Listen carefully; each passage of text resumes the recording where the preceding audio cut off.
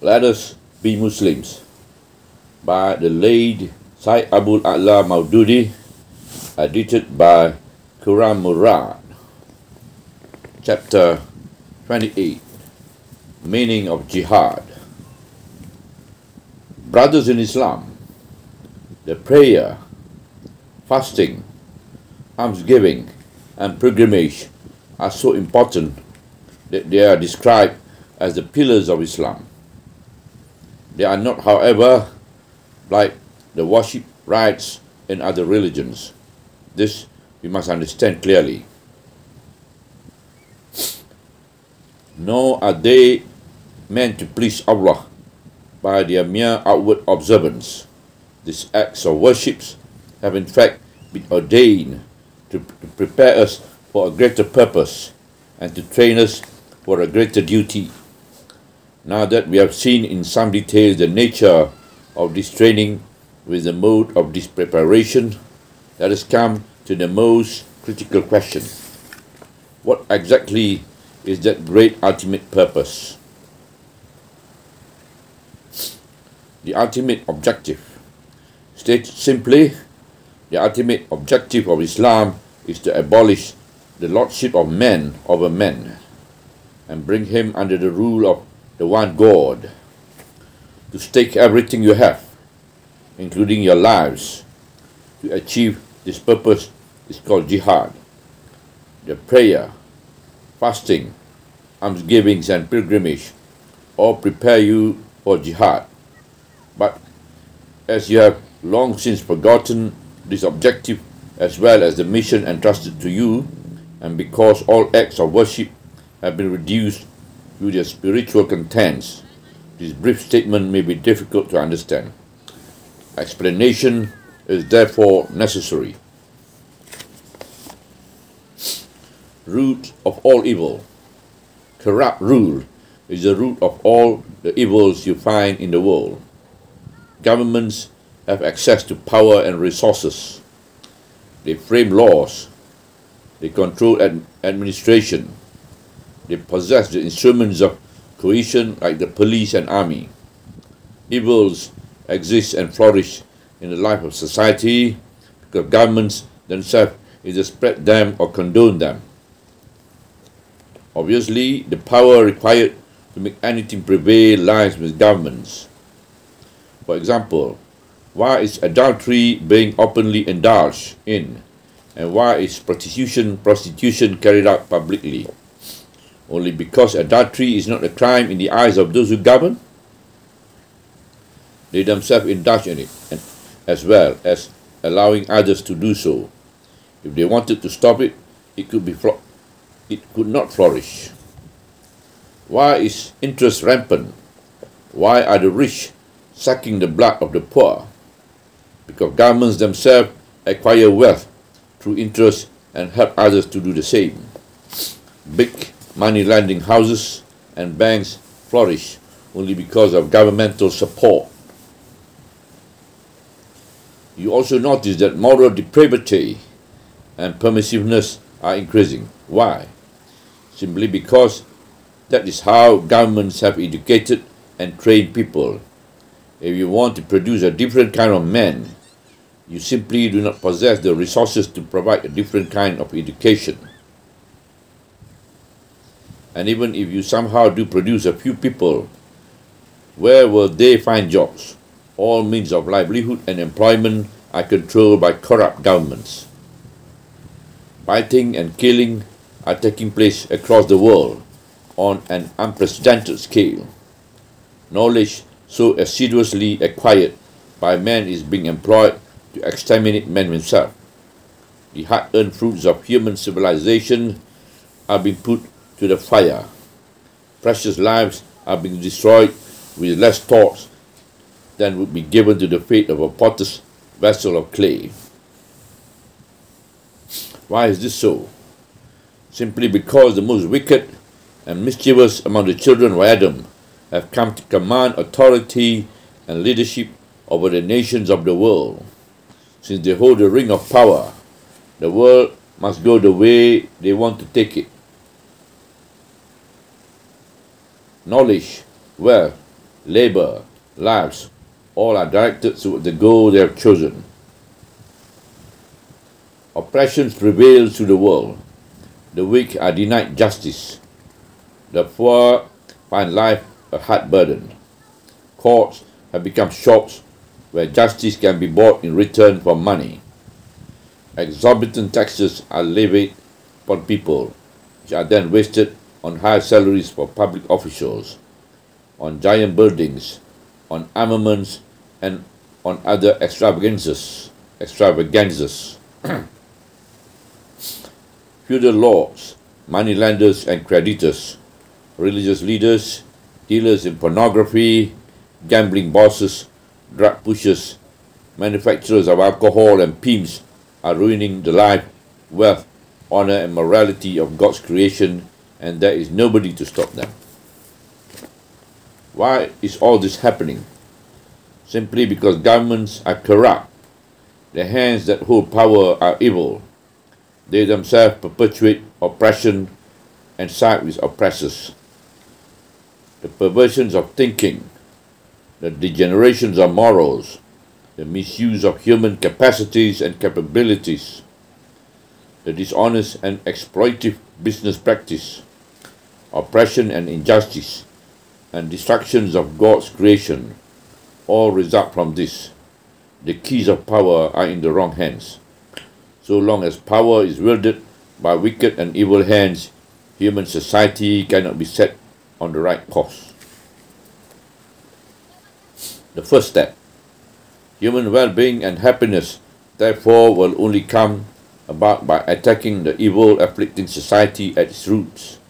That is, by getting rid of all power based on rebellion against the laws of God. If people are free to commit adultery, no amount of sermons will stop them. But if government forbid adultery, people will find it easier to give up this evil practice. Similarly, it is not enough to preach sermons against drinking, gambling, usury, bribery, pornography, and morally corrupting education. If the overall environment of the surrounding society encourages or at least condones these things, power, however, can do much to eradicate them.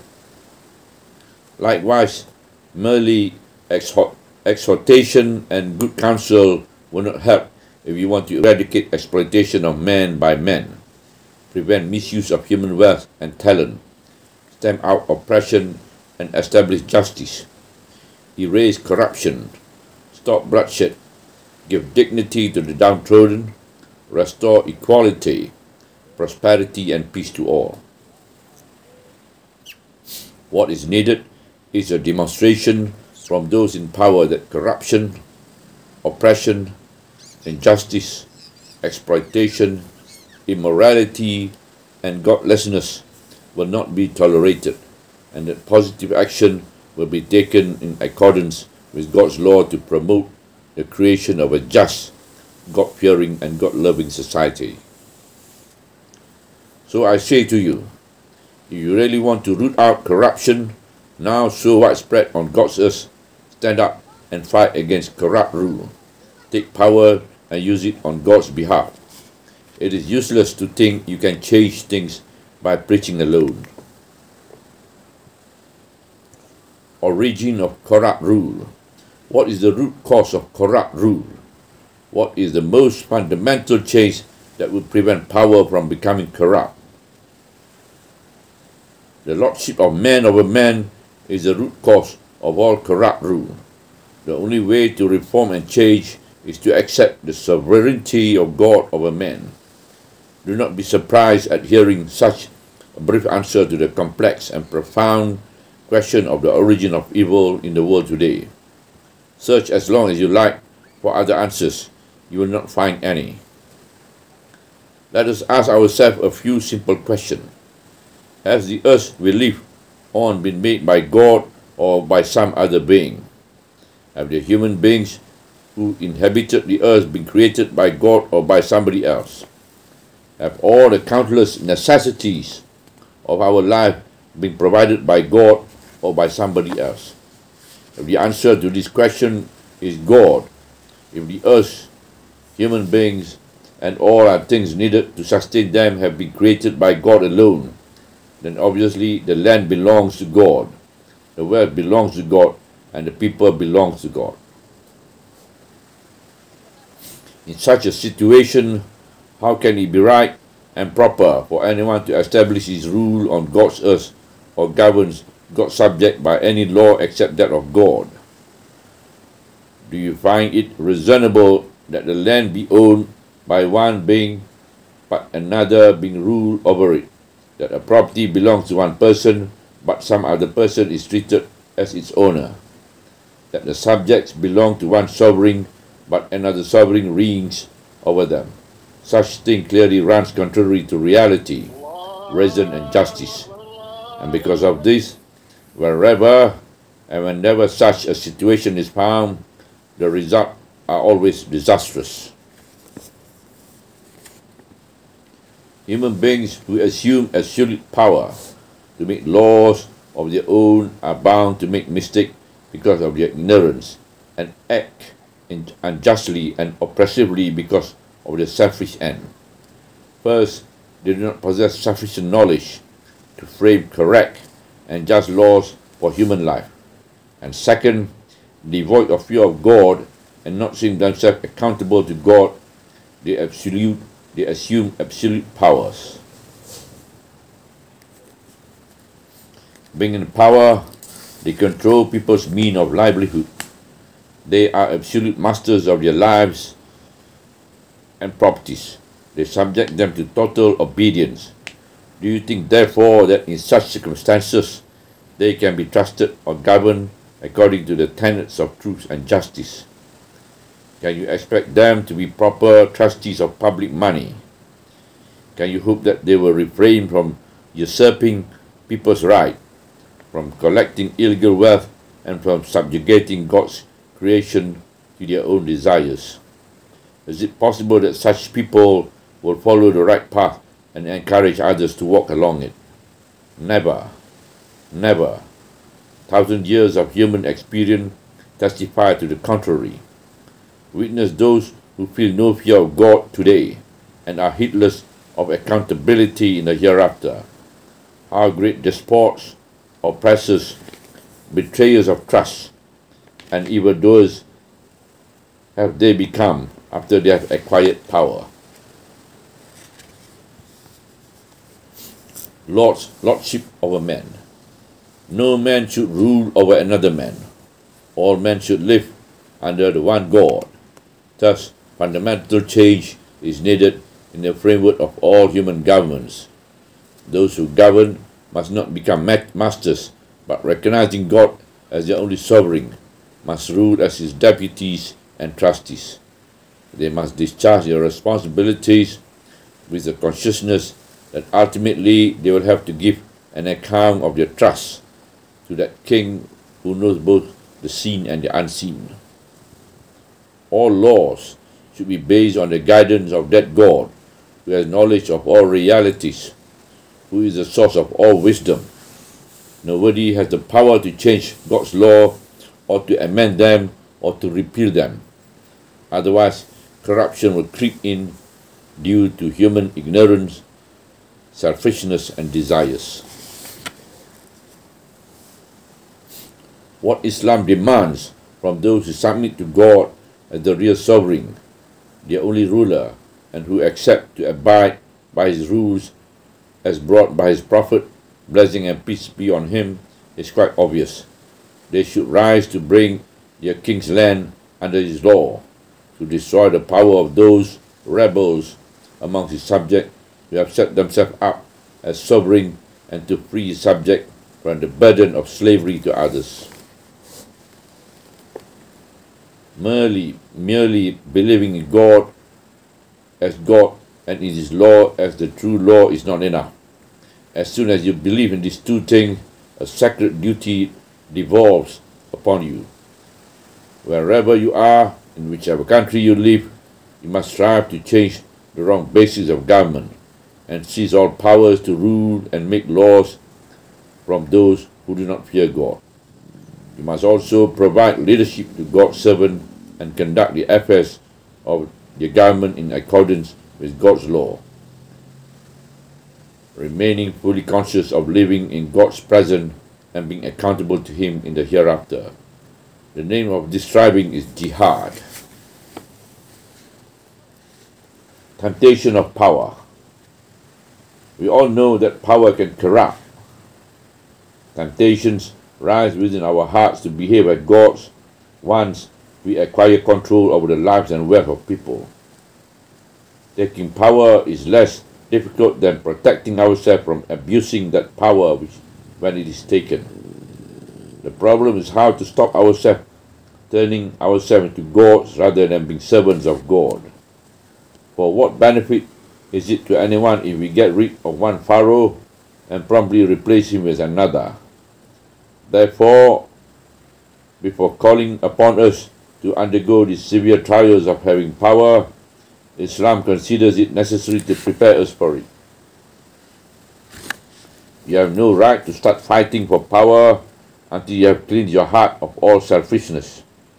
You should develop such purity of heart that when you fight, you do not fight for personal or national aggrandizement, but solely to secure Allah's pleasure and to improve the Lord of His creation.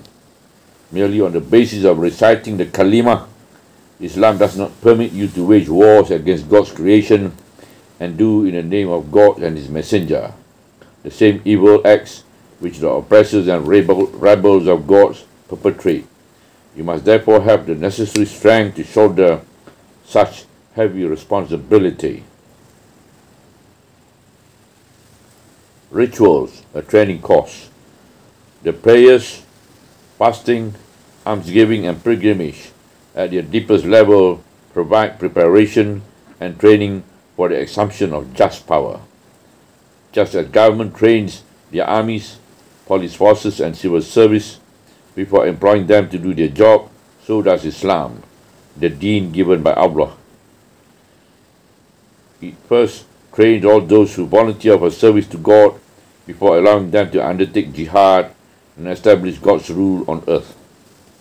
There is one fundamental difference, however. The work for which the secular government employ their servants do not require qualities like fear of God, moral excellence, and piety. These employees can be adulterers, drunkards, and liars, and it will not matter as long as they can carry out the task they have been given. But the work which Allah entrusts to His servant is wholly of a moral character. It is therefore essential that such men should be God-fearing and virtuous. Indeed, their training aims to make them morally so strong that when they rise to establish the caliphate of God on earth, they will be equal to this great task. If they fight, they do not fight to acquire for themselves wealth, property and land, but to secure Allah's pleasure and for the benefit and well-being of His creation. If they gain victory, they must not become proud and arrogant. Rather, their heads should be bowed before their God. If they become rulers, they should not enslave people. Rather, they themselves should live as God's slave. Allow none to be a slave of anyone except God. If they acquire control over wealth, they should not fill their own pockets, nor those of their relative or their community. Rather, they should distribute these God-given treasures equitably among all His subjects in accordance to their needs and circumstances. No other method of training people to assume such great responsibilities exists except the ibadah, the acts of worship that Allah has enjoined upon you: Salah, Saum, Zakat and Hajj. When Islam has prepared its men, does it tell them, now you are the most pious slaves of God on earth, so go forward and fight, dislodge the rebels of God from the government, and take over the powers of caliphate. You are the best community brought forth for mankind. You enjoin the doing of right and forbid the doing of wrong, and you believe in God. Surah Al-Imran, Ayat 110. Governments run by God-conscious people. Imagine in what a happy state God's creation will be, where the army, police, judiciary, tax authorities, and all other government functionaries are God-fearing and consider themselves accountable to Him in the hereafter, where all government policies and laws are formulated on the basis of divine guidance, where unjust action have no place, where evil is quickly rectified by a government constantly ready to promote virtue with all its powers and resources. Such a government will quickly be able to reform the people. It will shut the doors against oppression, exploitation, immorality, and other prevalent vices. It will reform education to develop the right kind of thinking and attitude.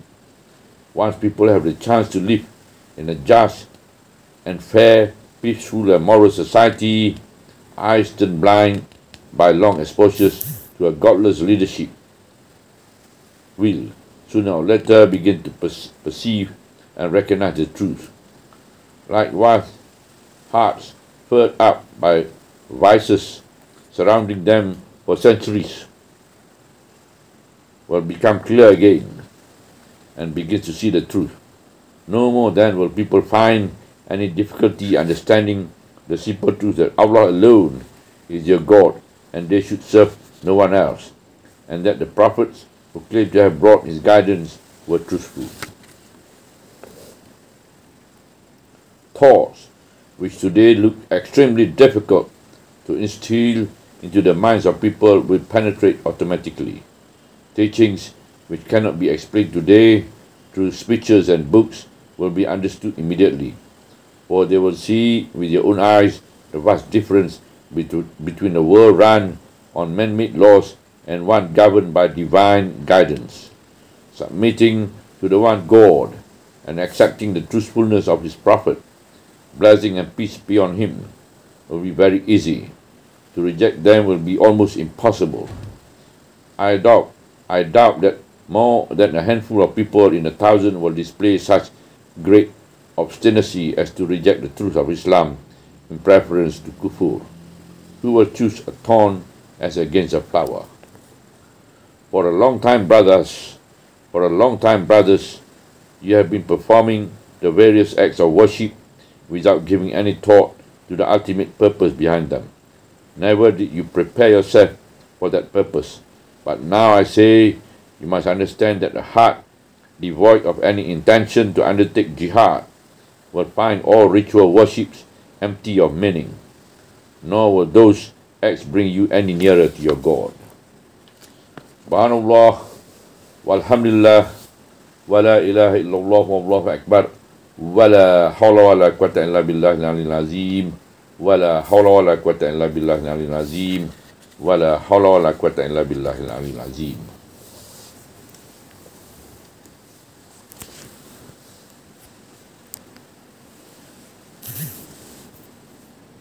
Mm-hmm.